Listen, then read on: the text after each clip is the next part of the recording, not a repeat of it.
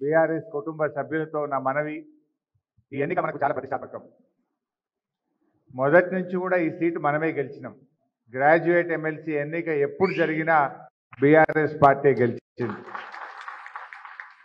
గతంలో మీరు పల్లా రాజేశ్వర్ రెడ్డి గారిని మంచి మెజార్టీతో గెలిపించారు. రాజేశ్వర్ అన్న గెలుపు వృధా కాలేదు. రాజేశ్వర్ రెడ్డి గారిని 2 సార్లు గెలిపిస్తే కూడా ఆయన నిరుద్యోగుల కోసం, ఉద్యోగుల సమస్యల పరిష్కారం కోసం, ఉపాధ్యాయుల కోసం, ఈ ప్రాంత కార్యకర్తల కోసం అందుబాటులో ఉండి చాలా కష్టపడి పల్లా రాజేశ్వర్ రెడ్డి గారు పనిచేశారు. మరి ఇప్పుడు రాకేష్ రెడ్డి గారు కూడా వారి బాటలో కేసీఆర్ గారి నాయకత్వంలో మంచిగా పనిచేయగలిగినటువంటి సత్తా ఉన్నటువంటి వ్యక్తి మన రాకేష్ రెడ్డి గారు. ఆయన బిట్స్ పిలానీలో గోల్డ్ మెడలిస్ట్, అమెరికాలో పెద్ద పెద్ద కంపెనీల్లో జాబ్ చేసినాడు. చాలా చక్కగా మాట్లాడగలుగుతాడు, విషయ పరిజ్ఞానం ఉంది, అవగాహన ఉంది. రేపు శాసన మండలిలో మీ అందరి సమస్యల మీద గలం విప్పే సత్తా ఉన్నటువంటి వ్యక్తి రాకేష్ రెడ్డి గారు. ఎట్లయితే రాజేశ్వర్ రెడ్డి గారిని గెలిపించుకున్నామో మనం ఇప్పుడు రాకేష్ రెడ్డి గారిని కూడా గెలిపించుకునే బాధ్యత బీఆర్ఎస్ కుటుంబ సభ్యుల మీద ఉన్నది. మన అన్నగారు చెప్పారు, రమణారెడ్డి గారు ఏమన్నారంటే మా దగ్గర 14,000 ఓట్లు ఉన్నాయన్నారు.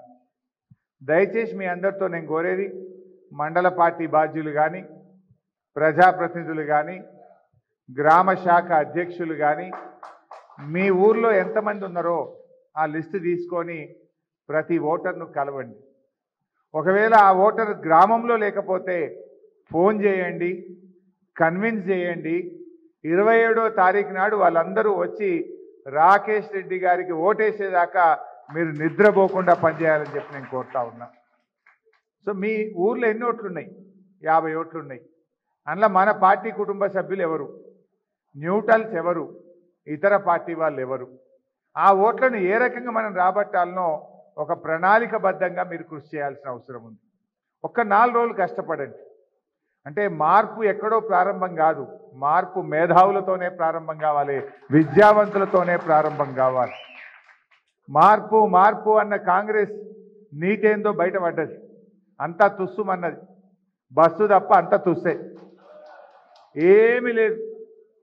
100 రోజుల్లో 6 గ్యారంటీలు అన్నారు, అయినా ఒకటన్నా. ఎన్ని అబద్ధాలు ఆడుతుండ్రు, 6 5 అయిపోయినాయి అంటున్నారు. రాహుల్ గాంధీ వచ్చి 6కి 6 అయిపోయినాయి అంటుండ్రు. ఇక ఆయనకు ఎంత అవగాహన ఉందో మనకు అర్థమవుతా ఉంది. మొదటి గ్యారంటీ, మొదటి మాట, అక్కా చెల్లెళ్లకు అభయహస్తం. మీ అందరికీ 2,500 రూపాయలు ఇస్తామని చెప్పినారు, వచ్చినాయా? మహిళలకు 2,500 మహామోసం. రెండవ హామీ వాళ్ళు ఇచ్చింది, రైతులకు 7,500 రూపాయలు రైతు భరోసా ఇస్తామని చెప్పిండ్రు, వచ్చిందా? వడ్లకు 500 బోనస్ అన్నారు, వచ్చిందా? కౌలు రైతులకు 15,000 అన్నారు, వచ్చిందా? సో రెండవ హామీ కూడా అమలు కాలేదు. మూడవ హామీ, పేదలకు 250 గజాల ఇళ్ల స్థలం, డబుల్ బెడ్రూమ్ ఇల్లు అన్నారు, ఒక్కలకంటే వచ్చినాదే భూపాలపల్లిలా. మూడవది కాలేదు. నాలుగవ హామీ వాళ్ళు ఇచ్చింది 2,000 రూపాయల పెన్షన్ 4,000 చేస్తామన్నారు, అయిందా? నాలుగవది కాలేదు. ఐదవ హామీ వాళ్ళు ఇచ్చింది, వాళ్ళు ఇచ్చిన ఐదవ హామీ నిరుద్యోగ భృతి 2,500 ఇస్తాం, విద్యార్థులకు 5 లక్షల భరోసా కార్డు ఇస్తాం, ఆడపిల్లలకు స్కూటీలు ఇస్తాం. అమలైందా? ఐదవది కాలేదు. మరి ఏం చేసిండ్రు? ప్రచారం మాత్రం 6 5 అయిపోయినాయి, 6 5 అయిపోయినాయి అని పచ్చి అబద్ధాలు మాట్లాడుతున్నటువంటి పరిస్థితి. రేపు మరి మార్పు విద్యావంతుల్లో ప్రారంభం కావాలంటే విద్యార్థులతో, మేధావులతో, నిరుద్యోగులతో, ఉద్యోగులతోనే ఈ మార్పు ప్రారంభం కావాలి. అందువల్ల ఈ విషయాలు మీరు చెప్పండి దయచేసి. ఇవాళ పచ్చి అబద్ధాలు మాట్లాడుతున్నారు. ఎవరిని మోసం చేయలే కాంగ్రెస్ పార్టీ? విద్యార్థులకు మోసం, ఉద్యోగులకు మోసం, నిరుద్యోగులకు మోసం, అందరినీ మోసం చేసింది. ఇవాళ విద్యార్థులకు ఇస్తామన్న 5 లక్షల భరోసా కార్డు ఉత్తరైపోయింది. నిరుద్యోగులకు ఏం చెప్పిండ్రు? జాబ్ క్యాలెండర్ ఇస్తామన్నారు, 2 లక్షల ఉద్యోగాలు చేస్తామన్నారు. అప్లికేషన్ ఫీజే లేకుండా చేస్తామన్నారు. ఇవాళ ఉద్యోగాలకు అప్లై చేస్తే టెట్ ఫీజు 400కి 2000 రూపాయలు చేసిండ్రు. టెట్ ఫీజు పెంచిండ్రు, దరఖాస్తుల ఫీజులు పెంచిండ్రు, జాబ్ క్యాలెండర్ పత్తా లేకుండా పోయింది. ఇవాళ వరకు ఒక జాబ్ క్యాలెండర్ ఉన్నది. మన బీఆర్ఎస్ పార్టీ, మన కేసీఆర్ గారు ఉద్యోగ నియామకాలకు నోటిఫికేషన్ ఇచ్చి, పరీక్ష పెట్టి, ఫలితాలు ఇచ్చి, సర్టిఫికెట్లు వెరిఫై చేసి అన్నీ రెడీ చేసి పెట్టిండ్రు. ఈయన ఇచ్చింది కేవలం అపాయింట్మెంట్ ఆర్డర్ తప్ప ఏ నోటిఫికేషన్ కూడా ఇవ్వలే. వెనకటికో సామెత ఉండేది, వంటంతా వండి పెట్టినాక ఎవడో వడ్డించడానికి వచ్చిందట. వాడు వడ్డించడానికి వచ్చి అంతా నేనే చేసిన అన్నాడట. ఇవాళ కాంగ్రెస్ వాళ్ళ కథ కూడా గట్లే ఉంది. నోటిఫికేషన్ ఇచ్చింది మనము, పరీక్ష పెట్టింది మనము, ఫలితాలు ఇచ్చింది మనము, సర్టిఫికెట్లు వెరిఫై చేసింది మనము. కేవలం నువ్వు వడ్డించడానికి కూలికి వచ్చినట్టు వాళ్ళు వస్తారు కదా వడ్డించడానికి, వాళ్ళని ఏమంటాం? వెయిటర్స్. వాళ్ళు వడ్డించినంత మాత్రాన అంత నాదే అంటే నడుస్తుందా? ఇవాళ మొత్తం అన్ని పరీక్షలు పెట్టి నోటిఫికేషన్లు ఇచ్చింది కేసీఆర్ అయితే, మీరు ఇచ్చింది కేవలం అపాయింట్మెంట్ ఆర్డరే. మీ గవర్నమెంట్ వచ్చినాక జాబ్ క్యాలెండర్ ఏమైంది అని అడుగుతా ఉన్నా. ఆ రోజు పేపర్లలో ఫుల్ పేజ్ యాడ్లు ఇచ్చారు. ఫ్రంట్ పేజీలో జాబ్ క్యాలెండర్ ఇస్తాము, ఈ సంవత్సరంలో 2 లక్షల ఉద్యోగాలు అన్నారు. ఏమైంది జాబ్ క్యాలెండర్ అడుగుతా ఉన్నా. ఒక్క నోటిఫికేషన్ ఇచ్చారా అని నేను అడుగుతా ఉన్నా. 6 నెలలు అయిపోయినా కొత్తగా మీ ప్రభుత్వం వచ్చినాక ఒక్క ఉద్యోగం అన్న ఇచ్చారా అని నేను అడుగుతా ఉన్నా. మీరు ఇచ్చిన 30,000 అవి కేసీఆర్ ప్రభుత్వం, బీఆర్ఎస్ ప్రభుత్వం ఇచ్చిన ఉద్యోగాలు తప్ప మీరు వచ్చిన తర్వాత నోటిఫికేషన్ ఇచ్చి ఒక్క ఉద్యోగం కూడా ఈ పార్టీ, ఈ ప్రభుత్వం ఇవ్వలేకపోయింది. అంటే విద్యార్థులకు మోసం, నిరుద్యోగులకు మోసం. ఇలా ఉద్యోగస్తుల్ని కూడా మోసం చేసినారు, ఉద్యోగస్తులకు అన్యాయం చేసినారు. వాళ్ళ మేనిఫెస్టోలో ఏం చెప్పారు?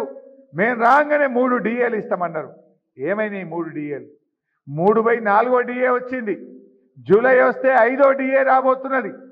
4 డిఏలు ఇలా ఉపాధ్యాయ ఉద్యోగులకు పెండింగ్లో ఉన్నాయి.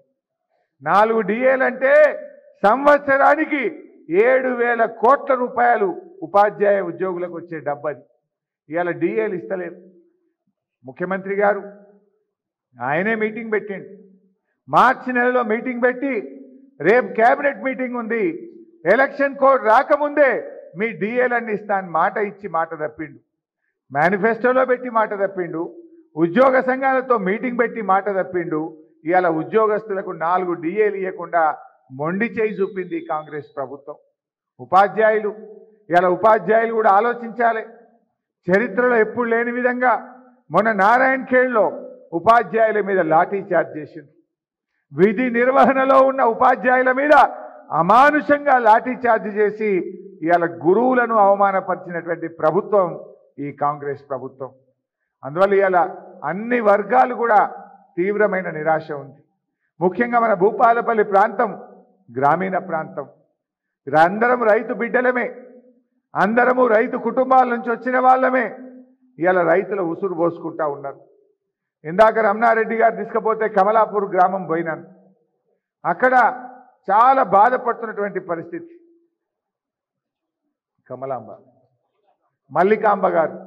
మల్లికాంబ అనే మహిళా రైతు 15 రోజుల నుంచి వడ్లు ఎండబోసినాం, కొనే దిక్కు లేదని పాపం 2 కళ్ళల్లో కళ్ళ నీళ్లు పెట్టుకుంటే ఆమె నీళ్ళు ఆగుతలేవు కళ్ళల్లో.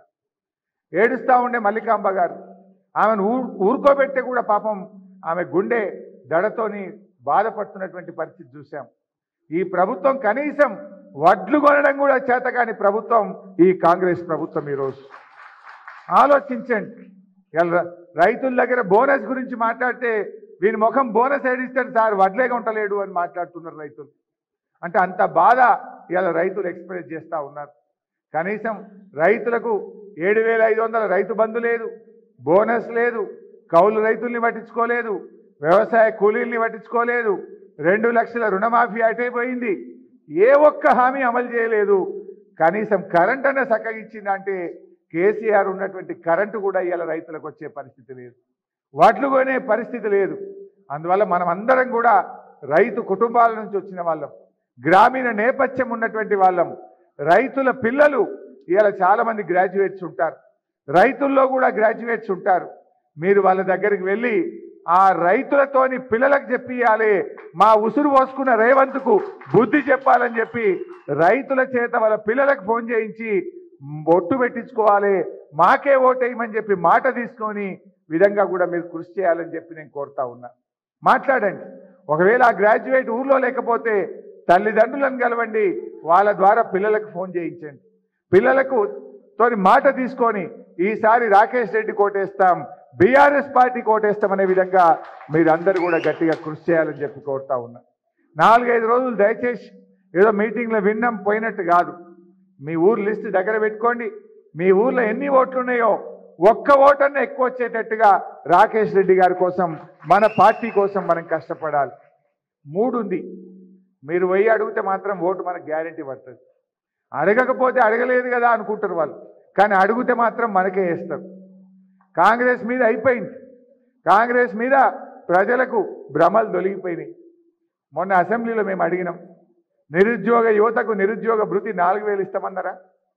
మొన్న అసెంబ్లీ సమావేశాలు జరిగితే పట్టుకొని అడిగినాం, ఏమైంది 4000 నిరుద్యోగ భృతి ఎప్పటి నుంచి ఇస్తారు అని అడిగితే ఉప ముఖ్యమంత్రిగా ఉన్న బట్టి విక్రమార్క నిండు అసెంబ్లీలో లేచి ఏమంటాడంటే, మేము నిరుద్యోగ భృతి ఇస్తామని 6 గ్యారంటీల్లో కానీ కాంగ్రెస్ మేనిఫెస్టోలో హామీ ఇవ్వలేదు అని చేతులెత్తి.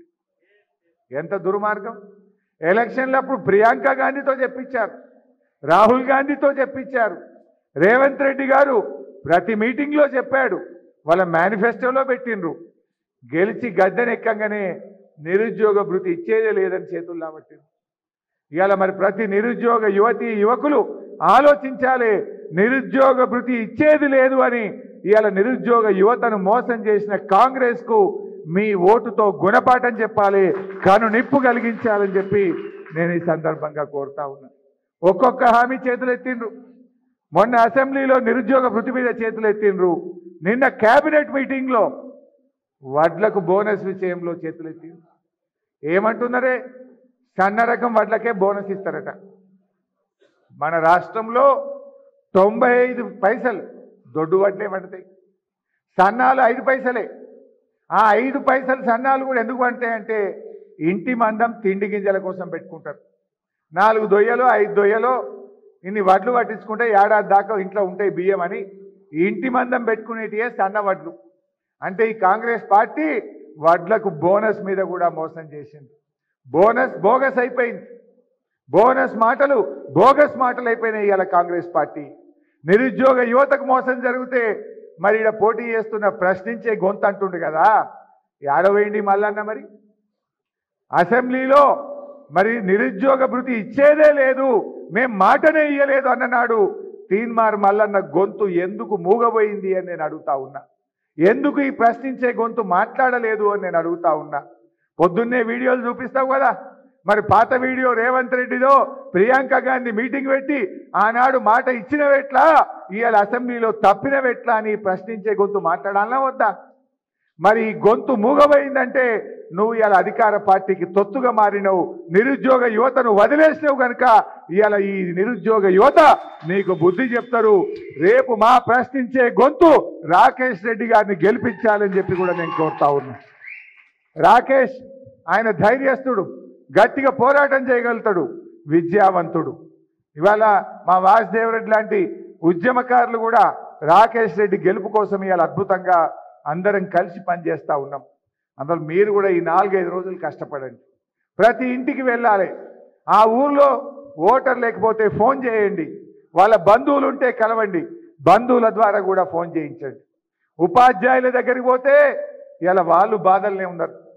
ప్రభుత్వ ఉపాధ్యాయులైనా ప్రైవేట్ స్కూళ్ళలో పనిచేసే ఉపాధ్యాయులైనా మీరు వాళ్ళ దగ్గరికి వెళ్తే మా డిఏలు రాలేదు, మా పిఆర్సీ పట్టించుకోలేదు, మా ప్రమోషన్లు లేనే లేవు, మాకు ఉపాధ్యాయుల మీద లాఠీ చార్జ్ చేసిండ్రు అని ఇలా ఉపాధ్యాయులు కోపంగా ఉన్నారు. మీరు అడిగితే తప్పకుండా మీకే ఓటేస్తారు. ఉద్యోగస్తుల దగ్గరికి పోతే వాళ్ళు కేసీఆర్ గారిని యాద్ చేసుకుంటుండ్రు. ఇలా కేసీఆర్ ప్రభుత్వం 73% ఉద్యోగులకు పిఆర్సీ ఇచ్చిన ప్రభుత్వం మన బీఆర్ఎస్ ప్రభుత్వం. ఇలా 113% ఉద్యోగ ఉపాధ్యాయుల వేతనాలు పెరిగినాయి అంటే బీఆర్ఎస్ గవర్నమెంట్లోనే 113% పెరిగినాయి. రేవంత్ రెడ్డి వచ్చినాక ఒక్క రూపాయి కూడా జీతం పెంచలే. బకాయి పడ్డ 4 డిఏలు కూడా పెండింగ్లో పెట్టి ఉద్యోగస్తులకు అన్యాయం చేసింది కనుక ఇలా ఉద్యోగులు కూడా మనకు ఓటేసి వాళ్ళ బలమేందో కాంగ్రెస్ పార్టీకి చూపియాలనుకుంటున్నారు. మీరు పోయి కలవండి, వాళ్ళు తప్పకుండా మీకు మద్దతు ఇస్తారని చెప్పి మనం చేస్తూ ఉన్నాం. సో ఇట్లా ఎవరి దగ్గర పోయినా, నిరుద్యోగ యువత అయినా, గ్రాడ్యుయేట్లైన రైతులైనా అందరూ కూడా మనకు ఓటేయడానికి సిద్ధంగా ఉన్నారు. ముఖ్యంగా మహిళలు, వాళ్ళకు 2500 మహాలక్ష్మి అన్నారు. మహాలక్ష్మి కాస్త మహామోసం అయిపోయింది. మహిళా గ్రాడ్యుయేట్లు ఇవాళ మనకు ఓటేయడానికి సిద్ధంగా ఉన్నారు. మీరు వాళ్ళ దగ్గరికి వెళ్ళండి, ప్రతి విషయం అర్థమయ్యేటట్టు చెప్పండి, మద్దతును స్వీకరించండి. మరి 27వ తారీఖు నాడు పోలింగ్కు, ఓటింగ్కు అందరినీ తెప్పించడం కూడా పెద్ద ఛాలెంజ్. తక్కువ మంది ఉంటారు. ఊరు మొత్తం మీద ఆడిద్దరు అన్నట్టు 40-50 మంది ఉంటారు. కొంతమంది బయట ఉంటారు, వరంగల్లో, జనగాంలో, హైదరాబాద్లో, ఇంకా ఖమ్మంలో, కరీంనగర్లో ఉంటారు. వాళ్ళతో కూడా మాట్లాడి వాళ్ళందరినీ కూడా మనం తెచ్చుకోవాలి. ఇలా సింగరేణి కార్మికులు రాజిరెడ్డి గారి నేతృత్వంలో సింగరేణిలో ఉండే గ్రాడ్యుయేట్ ఓటర్ల కోసం మరి ఆ టీం కూడా కష్టపడి పనిచేయాలి. తప్పకుండా రాబోయే రోజుల్లో మరి బీఆర్ఎస్ పార్టీ మన యూనియన్ను బలోపేతం చేసుకుంటాం, కార్మికులకు అండగా నిలబడతాం, కార్మికులకు అన్ని రకాలుగా కూడా బీఆర్ఎస్ పార్టీ అండదండల్ని భవిష్యత్తులో తప్పకుండా అందిస్తాం. మీరు కూడా గ్రాడ్యుయేట్ ఓటర్లు ఎందరున్నారో టీజీబీకేఎస్లా గట్టిగా తిరిగి అన్ని ఓట్లు కూడా సాధించాలి. మన విద్యుత్ సంస్థ ఏదైతే మన జనరేషన్ స్టేషన్ ఉందో అక్కడ ఉండే ఇంజనీర్లు, అక్కడ ఉండే గ్రాడ్యుయేట్లు కూడా ఇలా బాధపడుతున్నారు. ఈ ప్రభుత్వం చేతగాక ఉద్యోగస్తులు తిడుతున్నారు. నిన్న వరంగల్లో ఎంజీఎంలో కరెంటు పోయింది. రేవంత్ రెడ్డి మాట్లాడతాడు, హరీష్ రావే కరెంటు తీపిస్తుండు అంటాడు. నీకు చేతగాక, పాలన రాక 4 గంటలు 5 గంటలు కరెంటు పోయి రోగులందరూ ఇబ్బందులు పడతా ఉంటే ఆ నెపం విద్యుత్ ఉద్యోగుల మీద నెడతా ఉన్నాడు. సరే, నన్ను తిట్టినావు, పడతా, నాకేం బాధ లేదు. విద్యుత్ ఉద్యోగులు ఏం చేసిండ్రు? ఇవాళ చీకటిమయంగా ఉన్న తెలంగాణను వెలుగుల జిలుగుల తెలంగాణ చేసిన ఆ విద్యుత్ ఉద్యోగులను తిట్టే హక్కు నీకుందా అని అడుగుతా ఉన్నా. ఇవాళ విద్యుత్ ఉద్యోగులను తన చేతగానితనాన్ని, తనకు పరిపాలన రాక ఇవాళ విద్యుత్ ఉద్యోగులను తిడతా ఉన్నాడు, ఉద్యోగస్తులను తిడతా ఉన్నాడు. ఇవాళ విద్యుత్ ఉద్యోగులు కూడా ఈ ప్రభుత్వం మీద కోపంగా ఉన్నారు. ఎందుకంటే వాళ్ళను ప్రజల దృష్టిలో విలన్లుగా మార్చి, వాళ్ళను తన తప్పును వాళ్ళ మీద నెట్టి విద్యుత్ ఉద్యోగులను ఇబ్బంది పెడుతుంటే ఇవాళ విద్యుత్ ఉద్యోగులు కూడా ఈ ప్రభుత్వానికి గుణపాఠం చెప్పాలని చూస్తూ ఉన్నారు. అందువల్ల మీరు ఎవరిని కదిలిచ్చినా అందరూ మన వైపే చూస్తున్నారు. మీరు కలవాలి, మాట్లాడాలి, ఓటును అభ్యర్థించాలి. వాళ్ళకు అర్థమయ్యేటట్టుగా ఈ పార్టీ, కాంగ్రెస్ ప్రభుత్వం చేస్తున్న మోసాలను వివరించే బాధ్యత మీ మీద ఉన్నది. 4-5 రోజులు కష్టపడండి. ఇందాక రమణారెడ్డి గారు చెప్పినట్టు కాంగ్రెస్ పార్టీ వాళ్ళే మాకు వద్దురా బాబు ఈయన అంటున్నారట, ఈయనను ఓడగొట్టాలంటున్నారట. బీజేపీ అభ్యర్థి ఆయన చాలా తేలిక అభ్యర్థి. ఇవాళ ఎట్లా చూసినా ఈ సీటు బీఆర్ఎస్దే. గతంలో కూడా బీఆర్ఎస్ఏ గెలిచింది, ఇప్పుడు కూడా బీఆర్ఎస్ఏ గెలుస్తుందని నమ్మకం ఇవాళ అందరిలో కూడా ఉన్నది. అందువల్ల మీరు ఒకటి ప్రతి ఓటర్ను ఈ 3 రోజుల్లో ప్రతిరోజు కలవాలి, మాట్లాడాలి, మద్దతును మనం జమ కట్టాలని చెప్పి మీ అందరినీ కూడా కోరుకుంటూ